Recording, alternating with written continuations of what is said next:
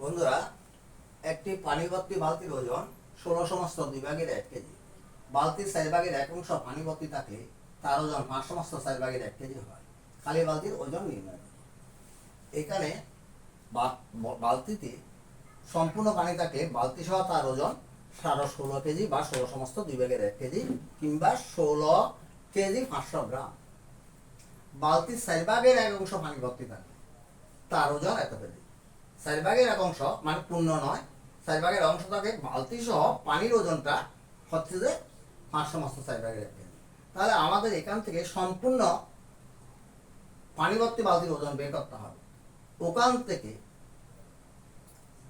এখানে পানি ভর্তি বালতির ওজন, এখানে শুধু পানি ভর্তি বালতির ওজন বলছে, পানির পরিমাণটা বাদ দিলে খালি বালতির ওজনটা পাওয়া যায়। বন্ধুরা, আমি প্রথমে ভুল বলেছিলাম, এখানে বালতি সহ নয়, এখানে বালতির ওজন বলা হয় না, এখানে শুধু পানির ওজন বলা হয়ে গেছে। তাহলে আমাদের প্রথম কাজ হচ্ছে বালতি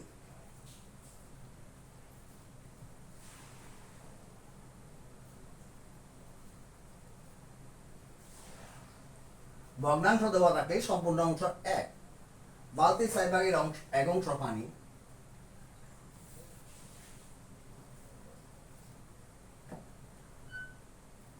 পূর্ণ থাকলে তার পানি পূর্ণ হয়। 4 ভাগের 1 অংশে পানি থাকে লিখি, না হলে লম্বা হয়ে যাবে।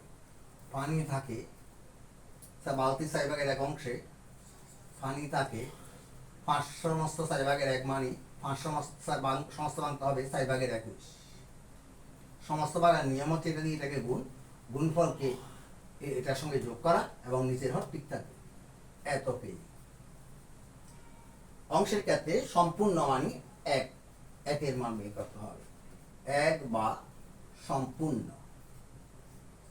অংশ পানি থাকে, এদিকে ভগ্নাংশের দিকে আরো সময় উল্টে যাবে।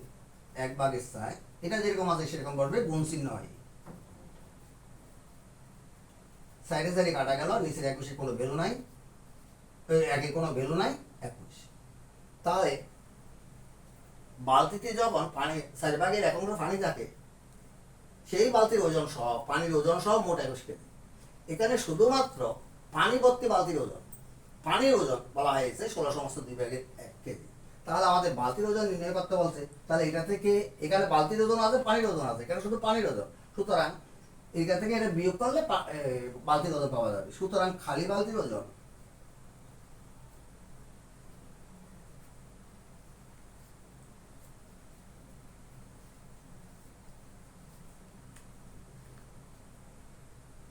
16 সমস্ত 2 ভাগের 1, সমস্ত বাঙালি 16 কোনো 32, 32 ভাগে 33, 2 ভাগে 33।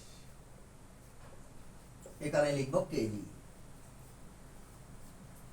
এখন হচ্ছে লসাগু 2 42 বিয়োগ 33 সমান 2 12 থেকে 3 গেলে 9, 3 থেকে 3 গেলে 0, ভাগ করে দিলে 4 সমস্ত 2 ভাগের 1 হচ্ছে আমাদের বালতির ওজন বাই